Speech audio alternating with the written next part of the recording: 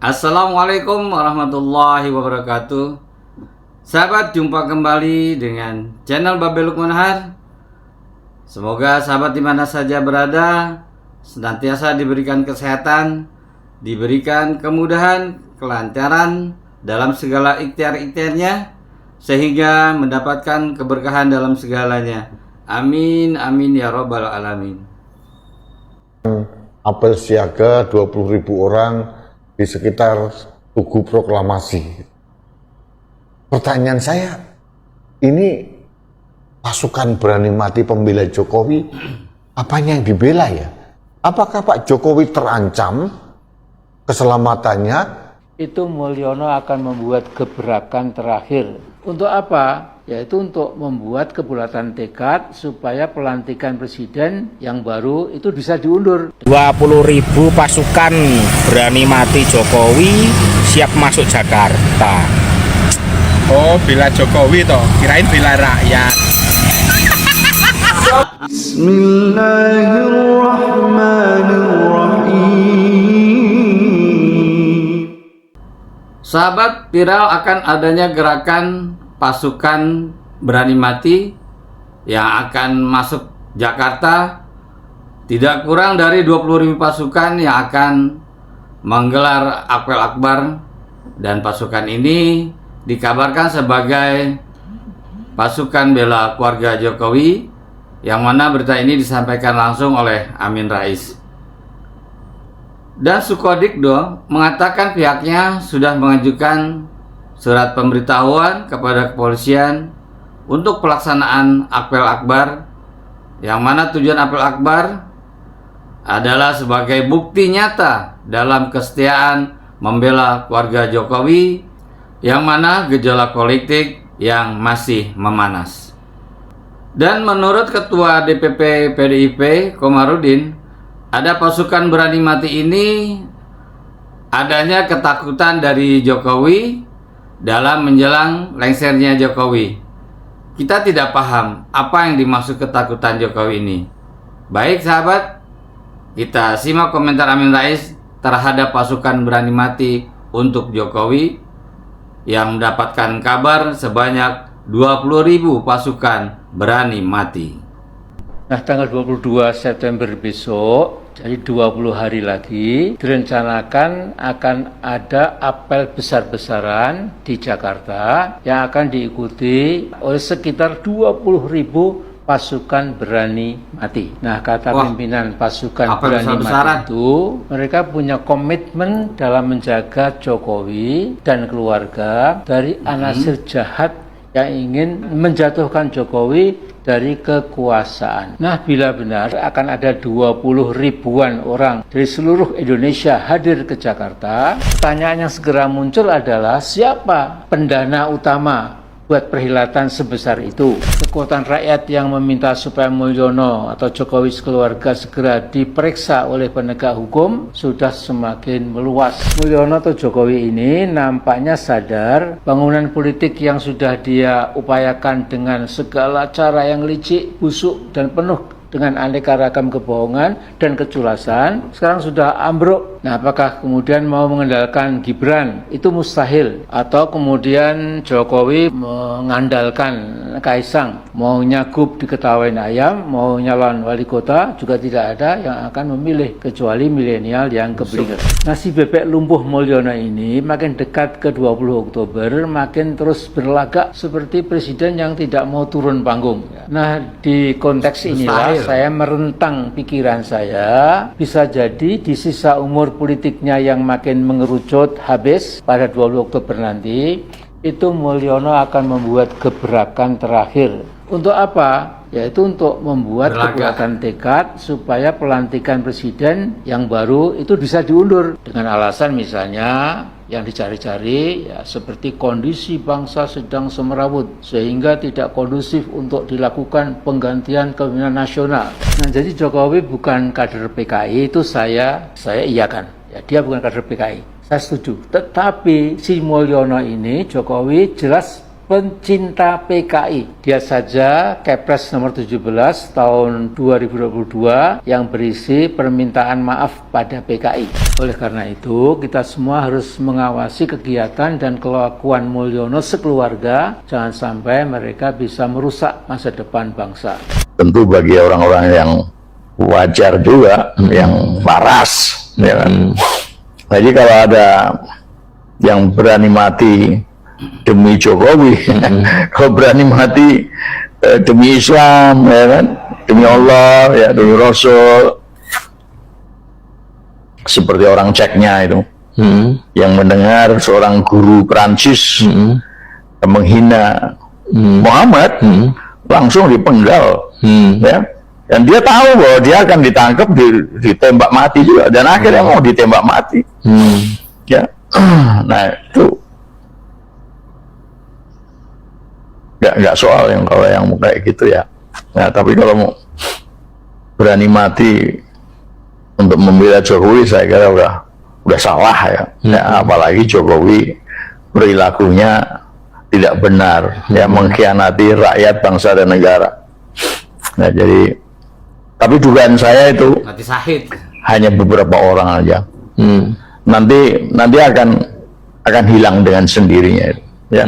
Sebab akan menghadapi macam-macam persoalan dalam hidup, ya, yang kasat mata, yang di depan mata, yang tidak boleh diabaikan, ya, sehingga pikiran berani mati kepada Jokowi itu akan hilang dengan sendirinya, ya. Ya, dan itu hanya pikiran sesaat, ya. Mungkin nanti pada saat tanggal 22 itu juga udah nggak ada lagi pikiran-pikiran begitu. Iya. Saya kira semua orang sepakat lah bahwa memang Jokowi melakukan suatu pengkhianatan yang luar biasa, ya. Sementara Faktanya ada, ya, tinggal nanti dicari buktinya. Bukti itu ada tulisan, ada saksi, ada ahli, ada persangkaan, ada pengakuan, ya. Itu dari situ bisa dilakukan pembuktian secara hukum. Ya. Pak, soal pelanggaran yang dilakukan oleh Pak Jokowi kan Yang penting adalah jangan sampai dia lari. Harus ditangkap dulu. Ya, gitu. Iya, selamat buat para pemuja keberlanjutan. Jangan lupa tahun depan asuransi kendaraannya dibayar, iuran tapera, iuran dana pensiun, pajak UMKM juga kalau kalian lagi makan pecel lele di pinggir jalan. Gak apa-apa, saat ini kalian belum merasakan susah, belum merasakan gelisah, karena masih disuapin pakai APBN. Tapi kalau tahun depan kalian mulai merasakan dampak dari resesi, jangan teriak ya. Angka PHK di Indonesia itu bertumbuh 21% lebih. Sembako naik, tapi daya belinya berkurang. Pajak naik, listrik naik, BBM naik, tarif tol naik, biaya kuliah naik, utang negara juga naik. 40% populasi di Indonesia itu termasuk miskin, belum ditambah kelas menengah yang tahun ini banyak yang jatuh miskin. 3 juta lebih manusia Indonesia terjerat judi online, belum lagi yang terjerat hutang pinjol. Jadi jangan bilang kalau politik itu tidak mempengaruhi kehidupan. Salam waras. 20.000 pasukan berani mati Jokowi. Ya, kalian gak salah dengar. 20.000 pasukan yang siap membela Jokowi sampai titik darah penghabisan. Nah, buat apa sih pasukan sebanyak itu? Emang mau perang apa? Kalaupun mau perang sama siapa coba? Sama rakyat kecil yang tertindas. Mereka katanya bakal datang dari seluruh penjuru negeri, yaitu untuk menggelar apel akbar di Tugu Proklamasi Jakarta. Wah, dari Sabang sampai Merauke, semua pun kumpul demi satu tujuan, yaitu melindungi Jokowi beserta keluarganya dari segala ancaman pihak-pihak yang katanya mau menggulingkan kekuasaan. Tapi tunggu dulu sob, di saat kita rakyat kecil sedang susah, kok malah ada pasukan yang siap berkorban buat nyawa penguasa ya? Padahal kita tahu banget, kondisi di lapangan tuh makin gak karuan, ekonomi makin berat, pajak nambah terus, dan lapangan kerja makin sempit. Mereka malah sibuk mikirin gimana caranya untuk membela Mulyono. Serius nih, Apa ini yang namanya keadilan sosial bagi seluruh rakyat Indonesia? Saat ini rakyat banyak yang kelaparan, malah penguasa dibelain. Dari Jawa Tengah, di Brebes, satu keluarga terpaksa mengkonsumsi nasi aking karena tidak mampu membeli beras. Kondisi ini sudah berlangsung selama hampir 1 tahun terakhir. Sudah setahun lebih, Sokeh tak merasakan gurihnya nasi bulan. Warga desa Selatri, Kecamatan Larangan, Brebes, Jawa Tengah ini terpaksa harus mengkonsumsi nasi aking karena tidak mampu membeli beras. Masya Allah. Satu hal yang bikin kita ngelus dada di sini, ya ini tadi, pemerintah sibuk nge-setup pasukan berani mati. Tapi coba kita lihat deh, ke arah yang lain. Banyak orang yang sekarang kesulitan cari makan, kerja serabutan gak jelas, dan harga kebutuhan pokok yang semakin naik terus, kayak roller coaster. Apa mereka nggak lihat, saat ini banyak sekali rakyat kecil yang lagi terpuruk? Yang ada, malah sibuk kumpulin massa, buat apel-apelan. Lucu ya Konoha ini. Pasukan berani mati ini katanya punya misi mulia, yaitu menjaga Mulyono dan stabilitas negara. Sebenarnya yang benar gimana sih? Stabilitas negara? Apa stabilitas Mulyono sekeluarga ya? Karena jujur saja, yang kita lihat sekarang ini justru kesenjangan makin lebar. Rakyat miskin makin menderita, sementara orang-orang di atas sana tenang-tenang saja, kayak nggak ada masalah. Coba deh renungin, kenapa pasukan sebanyak itu malah sibuk membela Mulyono dan keluarganya? Apakah ada yang salah dalam pemerintahan ini sampai-sampai butuh 20.000 orang buat ngejaga? Atau mungkin para penguasa saat ini sudah paham bahwa rakyat sudah mulai banyak yang muak dan marah dengan berbagai kebijakan yang tidak berpihak. Lalu penguasa berupaya mengkoordinasi kelompok-kelompok masyarakat yang suka menjilat untuk dibenturkan dengan masyarakat yang sedang tertindas. Sobat RJ, kita nggak bisa nutup mata. Mulyono dan koalisinya terlihat semakin jauh dari rakyat. Kebijakan-kebijakan yang dikeluarkan pemerintah justru semakin mencekik masyarakat bawah. Padahal rakyat kecil seperti kita ini juga punya hak untuk hidup layak, bekerja, dan dapat keadilan. Tapi yang kita dapat sekarang, pajak nambah, harga-harga naik, terus kita disuruh nonton 20.000 pasukan berbaris rapi demi satu orang. Lucu nggak sih? Sukodikdo, koordinator pasukan berani mati, dengan bangga pun bilang, anggota kami bukan kaleng-kaleng dan jelas mempunyai ideologi Pancasila. Tapi Sob, apa sih sebenarnya yang mereka bela? Apa membela Mulyono dan keluarganya adalah sebuah ideologi yang lebih penting dari membela rakyat kecil yang terus diinjak-injak? Ini ya teman-teman, tuh warungnya dirubuhin pakai beko. Itu ada ricu di depan, sebentar depan dulu.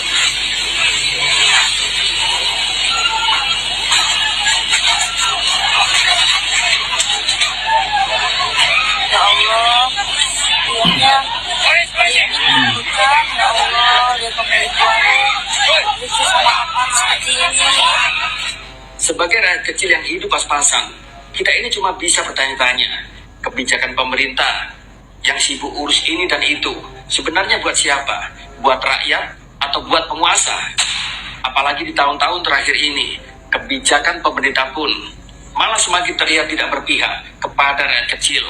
Gratifikasi, kasus korupsi, serta kebijakan ekonomi yang makin lama membuat kantong masyarakat jadi bolong. Dan di sini makin membuktikan bahwa yang diuntungkan selalu yang berada di puncak kekuasaan. Kalau sudah begini, siapa yang bisa kita andalkan? Pemerintah, pasukan berani mati, atau mungkin kita harus bersatu buat ngelawan kebijakan yang nggak berpihak? Mari kita lihat realitanya, jangan tertipu retorikanya. Mungkin ada yang bilang pasukan ini berjuang demi stabilitas negara. Tapi ingat Sob, stabilitas yang bagaimana yang mereka bela? Stabilitas pemerintahan yang makin lama makin pro terhadap konglomerat dan elit politik maksudnya. Di sini kita harus pintar-pintar membaca situasi.